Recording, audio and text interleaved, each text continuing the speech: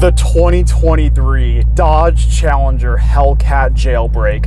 Heads up guys, I have been babying this car because I really want to give you all my first reaction to this thing.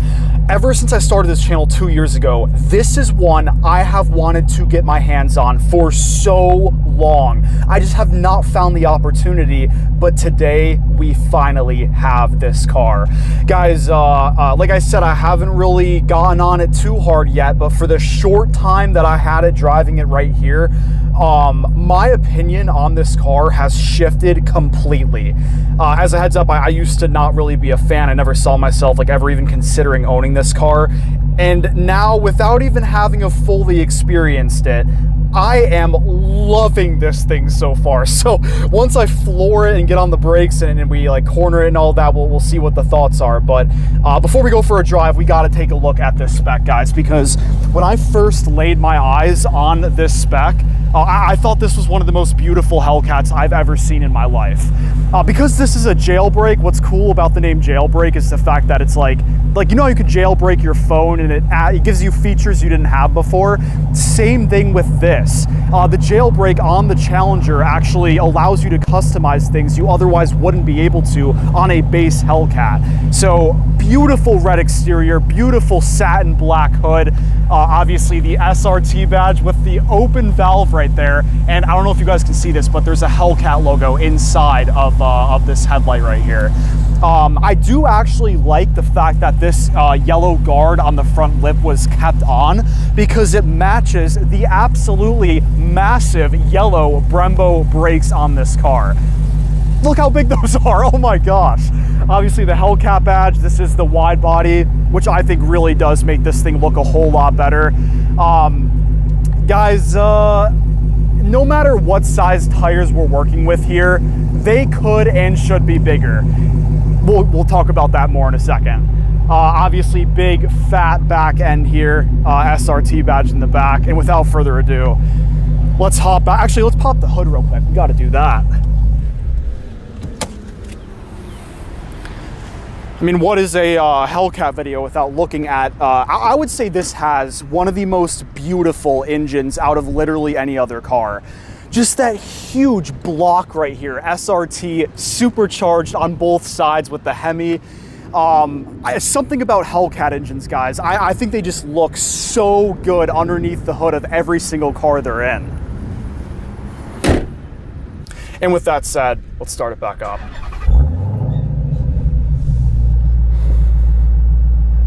Guys, so even on the inside, it's a Dodge, right? It's not a Bentley, it's not a Lamborghini, so you know, it's not all that fancy in here, but you do have a full Alcantara steering wheel, the SRT on the steering wheel right here, which by the way lights up in red at night, which is so cool. A flat bottom steering wheel. Guys, I really like the way that this steering wheel feels. It is, it adds a super nice touch to the Hellcat. And not to mention, I don't know if you can see from this view, but getting used to how massive this car is really does take some time.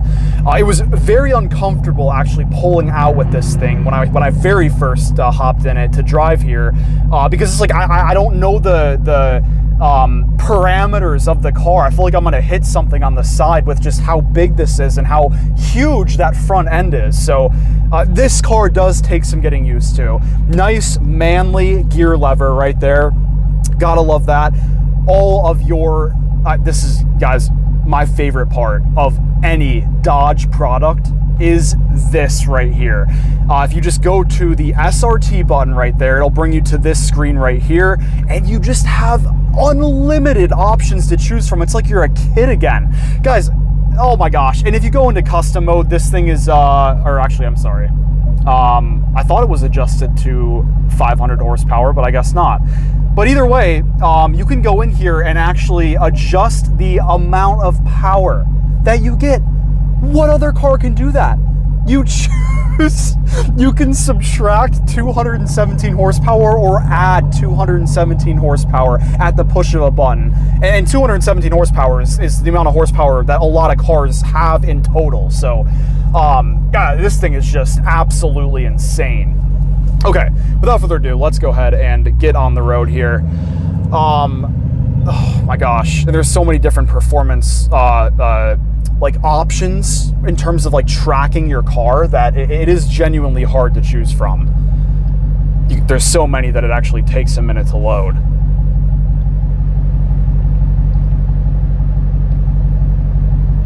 There we go. So, like, right on the homepage, these are all adjustable widgets here. You can get your live horsepower reading, G-force meter, the current gear that you're in. Here we go.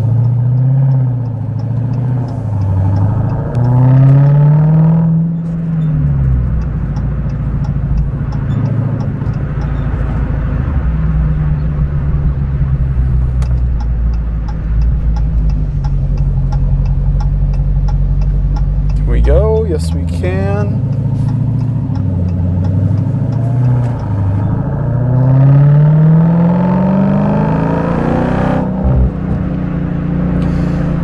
Guys, this is one of the most throttle responsive cars I have ever driven. Like, when you go, I'm used to performance cars at this point, but I am not used to this. When you just go off the line from a stop, if you are not careful with how you press the gas pedal, immediately you will spin. Like when you're just trying to carefully go off of the line. This is by far the in a good way though, the most like unstable, scary car I have ever driven. I feel like I could crash this easier than any other car that I've driven. And you'll see why once we actually, once we floor it here. With that being said, let's jump back over to SRT mode.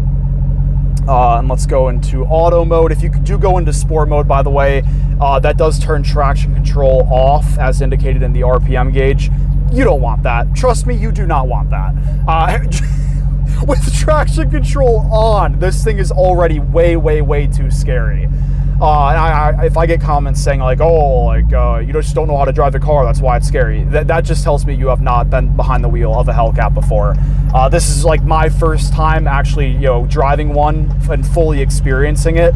And without even going crazy, it was already super scary.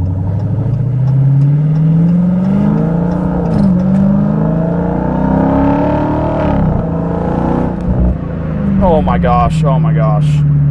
Let's throw it over into manual mode so we can play around with the paddle shifters here.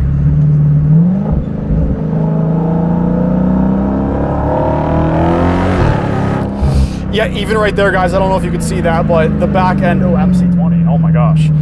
The back end just, it flies out so easily. Oh my gosh. Now, while we're sitting right here, this is an important thing to note. You can feel the vibrations from the engine. Like, it doesn't feel, I don't know, again, like stable. Like, it's okay. These are reliable cars, but that's the cool thing about the Challenger Hellcat is it just maintains that old school muscle, but with modern technology. So it's easy. You could complain about having it feel like, I don't know, it's like shaking a little bit, but there's a 717 horsepower, 6.2 liter supercharged V8 right under your hood. And we got a Mustang GT that might want to play. I mean, this thing would absolutely destroy him. I think he knows that.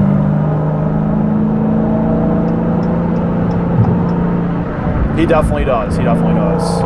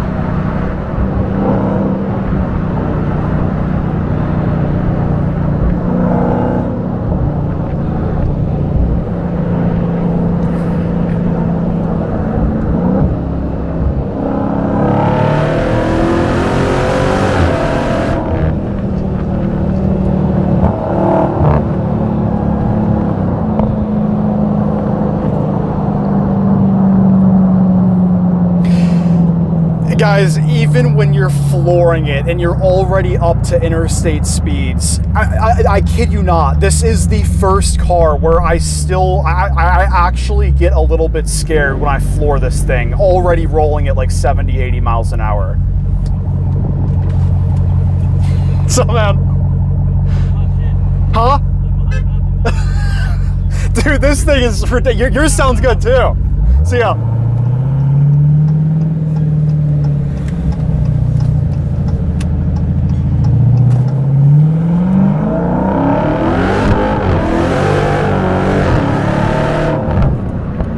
Like right there, guys. Wait, what even is that? I don't know if I'm spinning, if I'm about to just go off the road, if I'm going straight.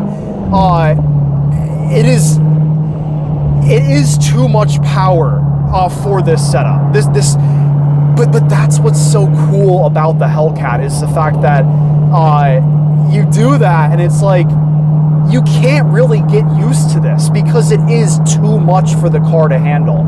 It is borderline scary at all times. In other cars, like a well-engineered Lamborghini Huracan, you know, I drive that thing, I floor it, and it's like, oh, like yay, like I know it's gonna hook every time. Like eventually you just kind of get used to that power. But this thing, it is scary at all times. Like I would not want to floor it here because there's a slight left turn.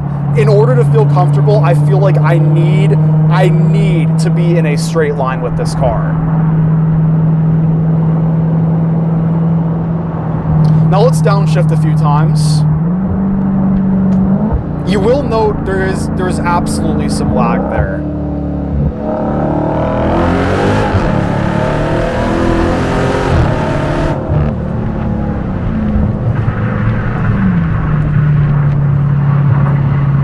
The sound of this thing is also absolutely ridiculous, guys. This is also the only car where I feel like the sound from the engine bay is fighting to overtake the sound coming out of the exhaust.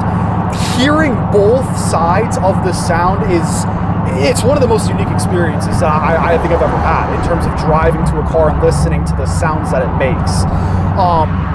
And that's where I was coming from at the start of this video when I said I never saw myself wanting to own a Hellcat, but the fact that this car has so many things that no other car has makes it actually really attractive to buy. Especially given, guys, if you do get like a 2015, 2016 Hellcat, be careful. These are the most abused cars in the entire car industry. But you can get a 2015, 2016 used narrow body Hellcat for like $45,000. What a bargain. And again, these are reliable. It's an easy test to find out if a car is reliable by just looking at, can you find very many high mileage examples of the car you're looking at?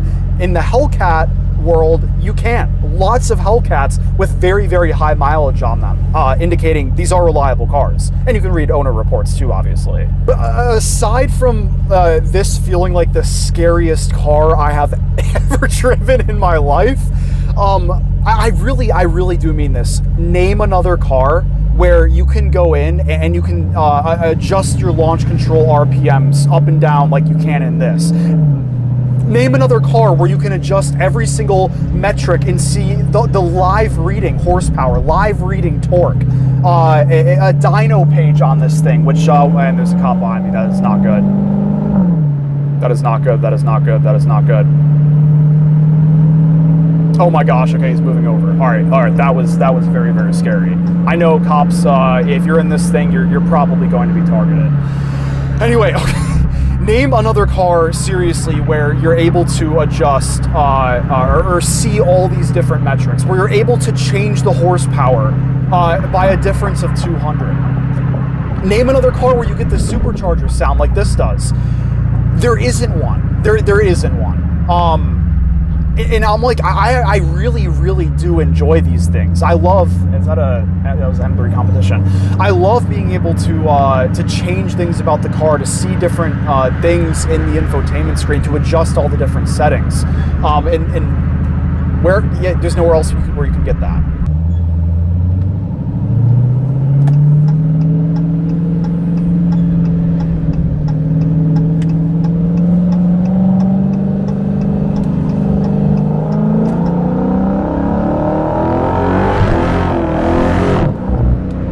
Insane, insane. Oh my gosh. On the other side, yes, it is nice being able to hook. If you race someone from a dig in this car, you're not gonna have a good time. You're going to spin. You have to really, really learn exactly how to launch this car. But again, even with the setup you have in this thing, it's like, I mean, how much power can you really use off the line without spinning? It's definitely not going to be all 717. The Scat Pack launched almost perfectly when I drove that, and so I would expect if you can throttle about 500 horsepower, or just put it in 500 horsepower mode and then switch it to 717 as you're racing. Once you get up to higher speeds, that's probably your best bet for getting the best launch in the Hellcat. All right, now I do gotta whip a U-turn, so I'm not expecting great turning radius here. Yeah, that is very close. That's not cool.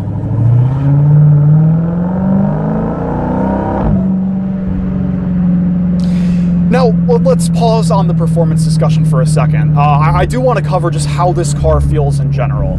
Suspension-wise, it does feel sporty. You do feel just about every single thing in the road. Like, it's certainly not a comfort car, despite this thing weighing 4,400 pounds. It's not comfortable per se. It's dailyable for sure. Miles per gallon would say otherwise, but I mean, it's comfortable enough to daily. But it absolutely has a sporty suspension. Steering, I very much so underestimated how the steering would feel in the Hellcat. It is sharp, it is sporty. Again, also holding on to the Alcantara on the steering wheel with the flat bottom. Nice paddle shifters here as well. I really like the feeling of this. Its steering feels actually sharper than a lot of other cars I would have expected to be significantly better feeling than the Hellcat. So steering is nice, suspension is sporty, not comfortable as you would expect. Braking, it feels phenomenal. I feel very, very confident in bringing this car to a stop if I need to. Look at that. In no way whatsoever did I mean to spin the tires there, at all. Guys, this thing is just absurd. I think for 50 grand, this is actually a steal. Honestly, a steal. This is the 2023 Hellcat Jailbreak with low mileage, like very pristine, also a gorgeous spec, and so this one is going to be in like 75-80 range, but you can get a nice used Hellcat for around $50,000, which is ridiculous to me. I can see why this has such a big fan base. I'll cover more of all of the features this has in future videos, but the purpose of this video was really just to give you guys my first driving impressions of this thing, and this is the most rowdy car. This is the scariest car I've ever driven by far, and there's certain areas where this thing absolutely did exceed my expectations. Confidence in braking, the sharp steering that this car has. I don't know, it feels great. It really does. And also, guys, I should mention this, you have all of the necessary comforts in here as well. Heated seats, cooled seats, heated steering wheel, same thing for the passenger. I mean, you don't need like these like $10,000 seats, right? They're nice leather seats with SRT stitched right in there. That looks great. So I mean, getting more than what this has is kind of just unnecessary. The only reason I would get this car, or you should get this car, is if you're someone that likes just scary rowdiness and you can control yourself. With that being said, I will make many more videos on this car to cover more features and get more in depth with this thing, but hopefully this was a good intro on my first thoughts with this. Appreciate y'all for watching. I'll see you very, very soon in the next video. Peace out.